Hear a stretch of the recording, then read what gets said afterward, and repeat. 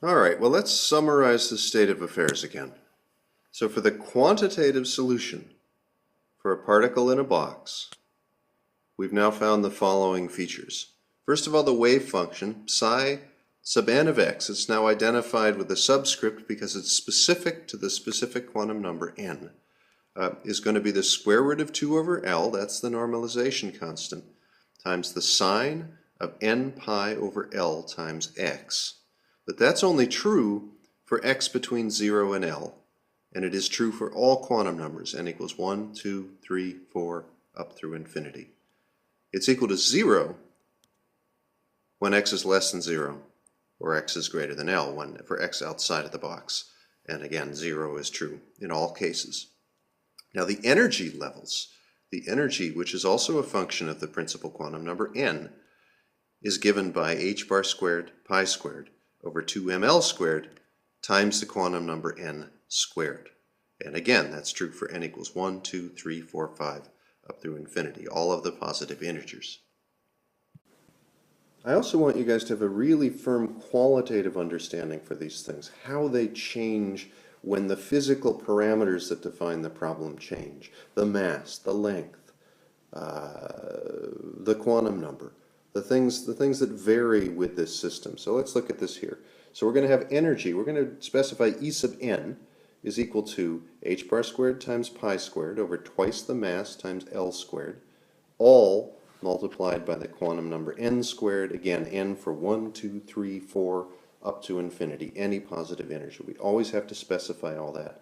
And now we've added this little subscript n to emphasize the relationship between the quantum number and the energy, and also to emphasize the fact that it's only certain energies that apply.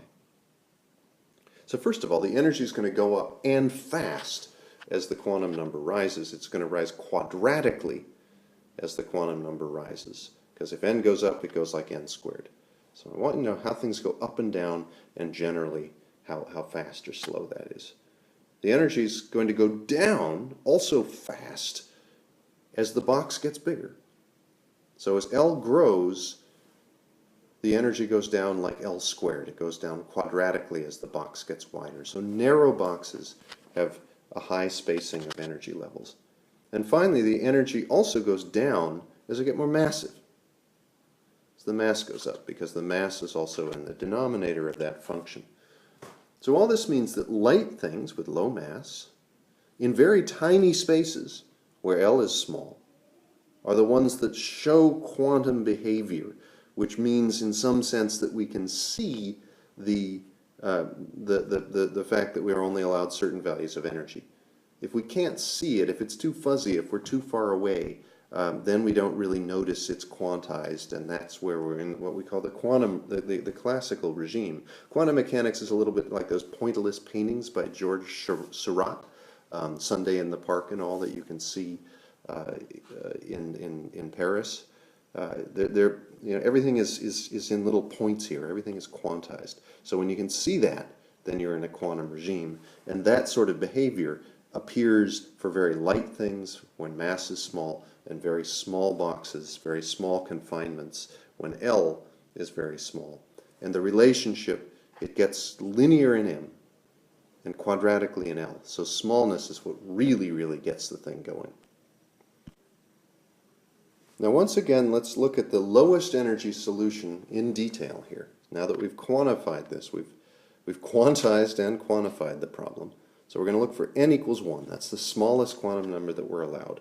So E1, the 0 point, the lowest energy we have, is h bar squared times pi squared over 2m times L squared. Because n is equal to 1, that goes out. Now that's also equal to h squared over 8mL squared, so you'll see that a lot in the notes. And remember, h bar is equal to h over 2 pi, so I've just taken h bar squared, which kills that pi squared in the numerator, but the expense was I had to have 2 squared, which is 4, left over, and so we get to h squared over 8mL squared. So those are two equivalent ways of describing the energy of this particle in a box, and either one is fine. I don't care one way or the other. I think it's a little more convenient to keep the h bar squared, but every now and then we want to deal in good old Planck's constant h, so either of those works. Now here's the wave function again, so here's our x-axis, our box between 0 and L, and the wave function psi has to be 0 outside of the box, and for the n equals 1 case, we have this nice sine wave here inside the box. The probability distribution now, if we draw another x-axis and our bounds from 0 to L, psi squared is still going to be 0 outside of the box. We have 0 probability of finding that particle outside the box. But instead of just going up and down, it more gradually gets going and then rises to a maximum value in the middle and goes back down like that. And that's because squaring tends to accentuate the bigger parts of things, right? So the largest part in the middle of that wave function gets relatively bigger compared to the edges, which are relatively close to 0 when we square it. Actually, sine squared is equal to cosine squared of half x, if you remember. We'll get to that in a bit. But basically, it looks like this. So that's roughly what the wave function looks like. These edges here where it goes to 0, those are not nodes. We're going to do a lot of node counting, and it's important to point out that those things are not nodes because a node is a 0 crossing. And darn it, that thing doesn't cross 0. It gets to 0, but a 0 2ing is not a node. So to be a node, that wave function's actually got to go across 0. So those edge points are not nodes. If we look at the probability distribution, we see that the probability is basically a blob kind of in the middle of a box. It's a little bit like a meniscus or an anti-meniscus. The particle it doesn't like the walls very much because it has to be 0 over there. And so it kind of hangs out vaguely in the middle of the box. It's a prisoner. This is the lowest energy state, and its lowest energy state is just kind of hanging out near the middle. Except it's got some kinetic energy. It's not just sitting there in the middle. It's just sort of nearish, kind of the middle. If we look at that squared business, basically where the probability distribution psi squared is high, that's where we're most likely to find this poor prisoner of a particle if we go in looking. In the areas where the probability distribution is really low, the probability of finding the object is also really low. Now I said we could usually get away without worrying about the normalization, and in fact we did it. We figured out all the energy levels and basically what the wave function looks like without touching that normalization constant capital N, but now it's time to pay the piper. We actually do occasionally need to normalize the wave function, and this is actually a pretty good one to deal with. So to do this, as I said before, we're going to need to know that sine squared of x is equal to 1/2 minus 1/2 cosine of 2x. So that little relation is quite handy here. So we integrate sine squared of x from 0 to L, which is the only place where we're non-zero, and that we're going to substitute in 1/2 minus 1/2 cosine of 2 pi n over L, which is that lambda part, times x, right? Integrated dx. All right, and then we have the n squared part of the wave function. So that n squared, being a constant, can come right on out of the integral, and that whole thing has to be 1. So now, that means that 1 over n squared, I'm just dividing that n squared across the equal sign, has got to be equal to, I'm going to integrate this up, so the 1/2 goes to 1/2 x, and the cosine integrates to minus, and then L over pi n, because I get a 2 pi over L coming out there when I integrate that, and the 2's cancel each other, times sine of, same old stuff, 2 pi n over L times x. And that's going to be evaluated at the limits 0 and L. So that's going to give me my normalization, and that sine 2 pi n L over x, well that's 0 again at the limits of L is x equal to L and x equal to 0. That was the whole reason we had this sign and values of lambda in the first place, right? So that all goes away, and this whole thing is just equal to L over 2 when we substitute in that upper limit L to the left-hand 1/2 x part of the integral. So 1 over n squared is equal to L over 2, and n is therefore equal to the square root of 2 divided by L. That's pretty simple. So psi of x now is equal to the square root of 2 over L times sine of n pi over L x. And actually, that's only true between 0 and L. And we always have to say it's equal to 0 for x outside of the bounds. And because of that n there, we also have to specify n equal 1, 2, 3, etc. So that is the full description of the wave function now. I have the normalization constant, I've got the functional part, sine of n pi over Lx. I'm specifying where it has that value, and in this case, because it has a different value outside the box of 0, we're specifying that it's equal to 0. And finally, I'm specifying all of the allowed values of the quantum number n. Only when you do all that, you're covering all your bases, all the values of x, from negative infinity to positive infinity. You're covering all the allowed values of the quantum number. You're stating what they are. You've got the function normalized. Only when you do that do you truly have the entire and complete description of the wave function. And because the wave function is the object, you have the entire and complete description of the object. So everything there is to know about that object has got to be hiding in here somehow. So somehow I'm going to be able to ask that thing, sine of n pi over Lx, whether it's a Red Sox fan or a Pirates fan. I happen to be both. We'll see if that can come out later. Well, that normalization integration wasn't too hard, but actually there's an easier way to do this. In many, many cases, by no means all, but in many cases, we can normalize the wave function by just kind of staring at a graph. Let's see how this works. So we go from 0 to L, and we go from 0 to 1, because sine and cosine go between 0 and 1, and there's our x value. Right in the middle, so that when I square the wave function, since sine goes to 1, sine squared is going to go to 1, because 1 squared is 1, and everything less than 1 is going to go to something even lesser than 1 when I square it. So sine squared is going to look like that, right? We've drawn that now a couple of times. Well, it's very, very symmetrical, which is something that's also typically true. Right in the middle of the box at L over 2, it hits the maximum. So I can just kind of cut this box in half here. And now let's look at this section of the wave function squared that I might integrate up for the first half of the box there. And I indicate that in red. And now let's look at the part of the function that isn't within that integral. It's not within the area under the curve. It's this little chunk of area over the curve. The green bit there. Those two things, I'd submit if you look at that, kind of curving up there and curving up there, if you were to cut that thing out and look at those two chunks of space there, the red one and the green one, they are really just about exactly the same. And in fact, it looks like psi squared takes up pretty much half of this space in this box that goes from 0 to L and 0 to 1 that we've drawn. That whole box that we drew, that whole rectangle, is equal to L, because it goes from 0 to 1 and 0 to L. So it's L times 1. So since psi squared takes up half of the box, the integral of psi squared is going to be L over 2, since the integral of the area of that rectangle was L. That means n is going to be 1 over the square root of that integral, which is equal to square root of 2 over L.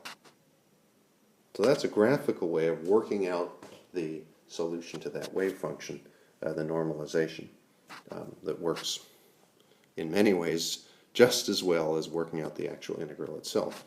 And it will come up, certainly on exams, that you're going to need to normalize something. And in general, depending on how the questions are set up, in general it's set up so that you're going to have an opportunity to do the integral the long way by actually doing all the calculus and working it out. You can always do that. But probably you're going to have an opportunity to do that normalization integral through some logic like this, and that's probably going to be faster. So it's not a bad idea to understand how this logical kind of graphical approach works. All right, now we can summarize up this quantitative part of the particle in the box graphically. And I want to talk through these graphs very carefully and very slowly because there's a lot going on here, and there's some shorthand that we tend to use that's going to start to crop up. So we're going to have the whole thing in figures here. We're going to plot the energy levels, and we're going to plot energy as energy divided by that lowest energy, E1, because that is actually just equal to n squared in this case. So that's a little simplification I'm going to use. We're going to compare to the 0 point energy. So we're just plotting energy divided by the energy of the 0 point energy of the system, the energy where quantum number is equal to 1. So here's our energy axis. and we got 0 there, we got 1 there, that matters. We go up to 4, which is n equal 2 squared. I care about 1 and 4, and then we go up to 9, which is going to be n equals 3 squared. So we're looking at the quantum numbers n equal 1, n equal 2, and n equals 3, which we're squaring to get 1, 4, and 9 there.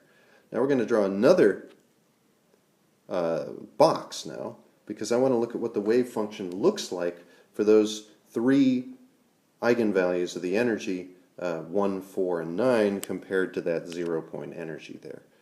So let's draw the box here, but now let's draw an x-axis, and I'm going to have it just about at the height here of the of n equals 1, but that's a 0. We're going to draw the wave function there, and so I need a 0 for that little x-axis. And I've got another 0 here. I'm going to have a different wave function that we get for n equal 2 at energy scaled equal 4, and finally another 0 line there that we're going to draw the wave function for n equals 3, which has a scaled energy of 9 units there. So in this one we're going to put the wave function. We're going to draw that in green. So first of all, we have our ground state wave function, which was the one we developed via logical arguments, and it goes up and down, bounded, forced to be 0 at x equals 0 and x equals L. And remember, it has to be 0 outside the box, so I have to draw those little zeros there to get the thing fully described. Now, for the second n equals 2 wave function, now there's going to be a node, and in fact the node's going to be right in the middle. So I draw a little node there to help me do my drawing, and the wave function is going to go up and down. It's the sign with the second node, but it's squished together so it again fits between 0 and L. And again, it's got to be 0 outside the box, so we have to draw those little 0 limits to fully describe that. And finally, for the n equals 3 case, now I've got 2 nodes. They're evenly spaced again, so that's about 1/3 and 2/3 of the way through the box. And the n equals 3 case goes up and back down and back up again. And once again, I got to remember to draw those zeros outside, extending to infinity.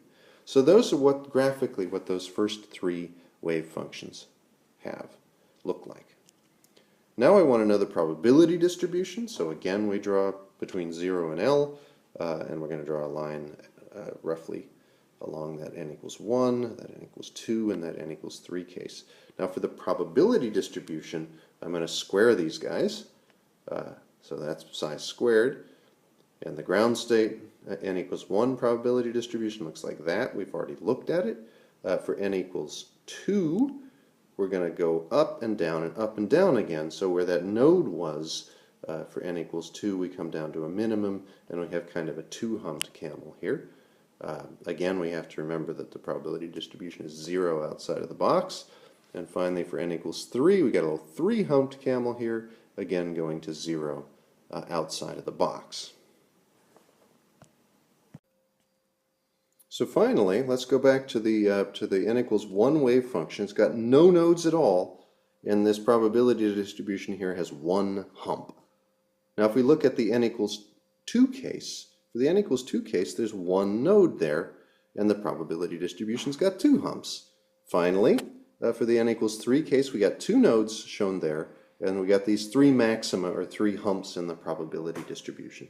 So we see in this wave function, as we go up and up and up in energy for the solution to the Schrodinger equation of the particle in the box, the eigenfunctions, the wave functions that satisfy that equation, go from the lowest energy case having 0 nodes, the next highest energy, the second energy level, the second state, has 1 node, the third energy level, which is the third state as well, has got 2 nodes. And so again, we see this relationship between the number of nodes and the energy level of the solution. And then when we turn that into probability distribution, instead what we get is there's basically 1 area of maximum probability for the lowest energy wave function.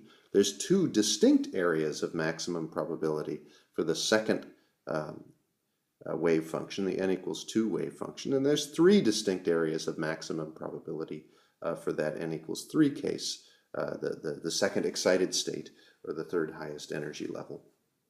And those multiple hump functions are something that always cause people some consternation in quantum mechanics, because this really is saying, if we're in the n equals 2 case as an example, if I were to ask the n equals 2 two-humped probability distribution, where are you? The answer would come back, well, I might be around L equals, where is that? L equals, X equals L over 4. Or I might be around X equals 3L over 4. And you can find me in either one, but don't look at L over 2. Right in the middle, the probability of finding the object there is 0. So it looks like the object spends time in the left-hand side of the box and the object spends time in the right-hand side of the box, but it never is exactly in the middle. So it looks like it's going from the left to the right without ever being in the middle. But remember, it's a wave. Waves always have nodes. Your guitar string can have a harmonic mode where it goes up from the octave and up an octave from its fundamental note, and it's going to have a 0 in the middle, but it's still waving up and down on the limits, and that's what's really going on. But it nonetheless is this spooky behavior of the wave function where there are parts of the wave function that are sort of disconnected from each other in some way. And that's just one of those funny quantum things that turns out to be absolutely true and demonstrably true.